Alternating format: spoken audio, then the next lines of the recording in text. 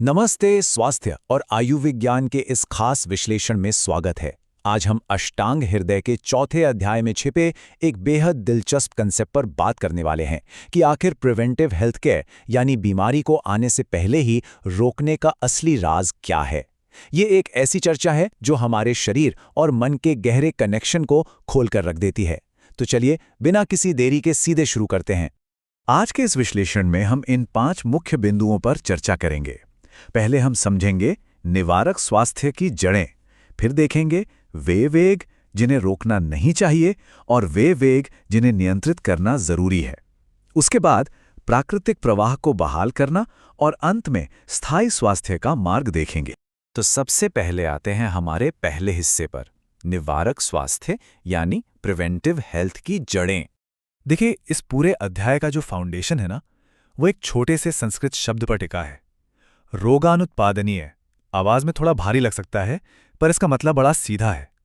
रोग यानी बीमारी, उत्पादन यानी पैदा होना, और अनुत्पादन यानी उसे रोकना। सीधे शब्दों में कहें तो बीमारी की शुरुआत को ही रोक देना। असली हेल्थ वही है जब हम टॉक्सिन्स को यानी जहरीले तत्वों को शरीर में जमा होने से पहले ही बाहर का रास्ता दिखा दें। अब बढ़ते हैं दूसरे हिस्से की तरफ, वो वेग या नेचुरल अर्जेस जिन्हें कभी नहीं रोकना चाहिए। हमारी बॉडी लगातार हमसे बात करती है और उसके संकेतों को अनसुना करना काफी भारी पड़ सकता है। प्राचीन विद्वानों ने ऐसे ठीक 13 प्राकृतिक वेगों की पहचान की थी। आयुर्वेद का यह बिल्कुल बेसिक और सबसे जरूरी नियम है कि इन 13 वेगों को किसी भी हाल में जबरदस्ती कभी नहीं रोकना चाहिए।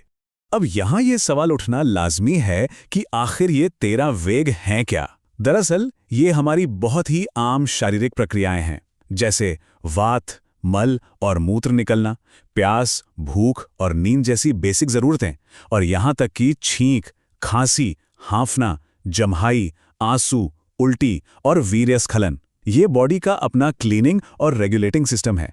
इन्हें फोर्स करके रोकने को ही सारी बीमारियों की जड़ बताया गया है। क्यों? क्योंकि ऐसा करने से शरीर में वात दोष का बैलेंस पूरी तरह बिगड़ जाता है। इन सिग्नल्स को इग्नोर करने के नतीजे सच में हैरत अंगेज हैं। सिर्फ एक छींक को ही ले लीजिए। अगर जबरदस्ती एक छींक को रोका जाए तो माना जाता था कि इससे गर्दन में भयंकर अकड़न आ सकती है, चेहरे का लकवा यानी फेशियल पैल्सी हो सकता है और हमारी इंद्रियां यानी सेंस ऑर्गन्स कमजोर पड़ सकते हैं। जरा गौर कीजिए, एक छोटी सी रुकावट हमारे नर्वस सिस्टम को कितना बड़ा झटका दे सकती है। और आगे तो बात और भी दिलचस्प हो जाती है, जैसे आंसुओं को रोकना।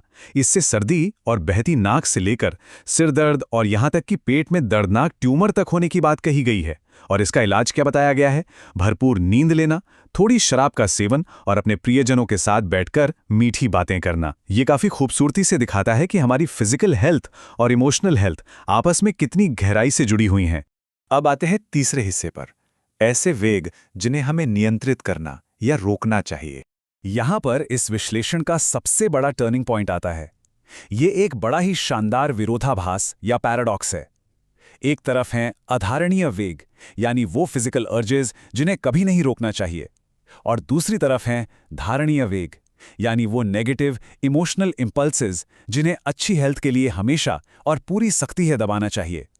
शरीर को आजाद छोड़िए, लेकिन मन पर लगाम लगाइए।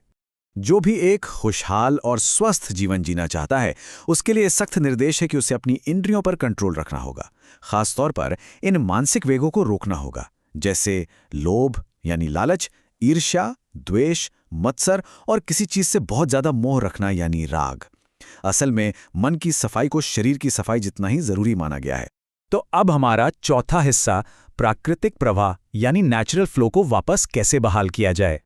तो मुद्दे की बात यह है कि अगर अनजाने में नियम टूट जाएं और बैलेंस बिगड़ जाए तो उसे ठीक कैसे करें। इन प्राचीन ग्रंथों में इसके काफी दिलचस्प और स्पेसिफिक इलाज दिए गए हैं। एक उदाहरण लेते हैं, अवपीडक स्नेह।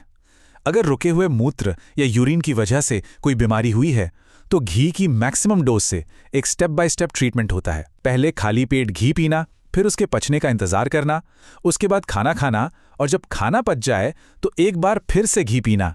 है ना अनोखा? इस तरह के खास इलाज के अलावा ये ग्रंथ एक चीज पर सबसे ज्यादा जोर देता है, और वो है शोधन यानी डीपली प्यूरिफाई करना।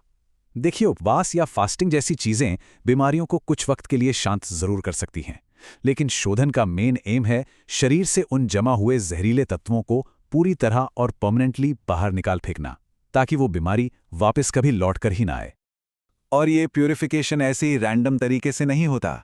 इसका मौसम के साथ बिल्कुल परफेक्ट तालमेल होना जरूरी है। आइडिया ये है कि एक मौसम में जो टॉक्सिन्स इकट्ठे हुए हैं उन्हें अगले मौसम में समझदारी से बाहर निकाल दिया जाए। जैसे सर्दियों का जमा हुआ कचरा वसंत यानी स्प्रिंग में निकाला जाता है और गर्मियों का बारिश के मौसम में। इस तरह सीजनल बीमारियों से हमेशा बचाव होता है। अब जाहिर सी बात है, इन हेवी प्यूरिफिकेशन ट्रीटमेंट्स के बाद शरीर काफी थक जाता है। तो इस थकान को दूर करने के लिए टेक्स्ट में एक बहुत ही बढ़िया डाइट और रूटीन बताया गया है। चावल, गेहूं, मांस और घी जैसी ताकत देने वाली चीजें खाना, उसके साथ पाचक चूर्ण, हर्बल बाथ और तेल की मालिश लेना। ऐसा करने से शरीर की चमक, बुद्धि और ताकत सब कुछ वापस लौट आती है। अंत में चलते हैं 5वें हिस्से पर, स्थायी स्वास्थ्य यानी लास्टिंग हेल्थ का सच्चा मार्ग। यह हमें प्रिवेंटिव हेल्थ के सबसे हाईएस्ट लेवल पर ले आता है। असल में बाहरी कारणों से होने वाली बीमारियों जैसे वायरस या पॉइजन से बचने के लिए सिर्फ फिजिकली फिट होना काफी नहीं है। इसके लिए जरूरी है कि हम अपने आसपास के एनवायरनमेंट और मौसम को समझें, साथ ही अपने मन, इंद्रियों और यहां तक कि अपनी बोली पर पूरा कंट्रोल रखें। गलत कामों से बचना ही सबसे बड़ा बचाव है। अष्टांग हृदय का ये कमाल का उदाहरण यानी कोट इस पूरे राज को कुछ ही शब्दों में समेट लेता है। असली हीलिंग सिर्फ दवाइयों से नहीं बल्कि सही लाइफस्टाइल, दान और अच्छे आचरण से आती है। ग्रंथ कहता है, जो इंसान रोजाना स्वस्थ भोजन करता है, सच बोलता है, दूसरों को माफ करना जानता है और सिर्फ अच्छे लोगों की संगत में रहता है, वो हर तरह की बीमारियों से मुक्त हो जाता है। कितनी गहरी बात है ना? तो इस विश्लेषण को खत्म करते हुए एक काफी बड़ा सवाल सामने आता है जिस पर जरूर सोचना चाहिए। अगर सच्चे स्वास्थ्य का राज इसमें छिपा है कि हमारा शरीर आजाद रहे और हमारा अहंकार यानी ईगो शांत रहे, तो जरा गौर कीजिए, इन दोनों में से किसे मास्टर करना ज्यादा मुश्किल है? अपने शरीर को बिना रोके चलने देना या अपने मन की जिद को कंट्रोल करना? ये बैलेंस ही प्राचीन प्रिवेंटिव हेल्थ का सबसे बड़ा मास्टर स्ट्रोक है, जो आज के इस दौर में शायद सबसे ज्यादा जरूरी है।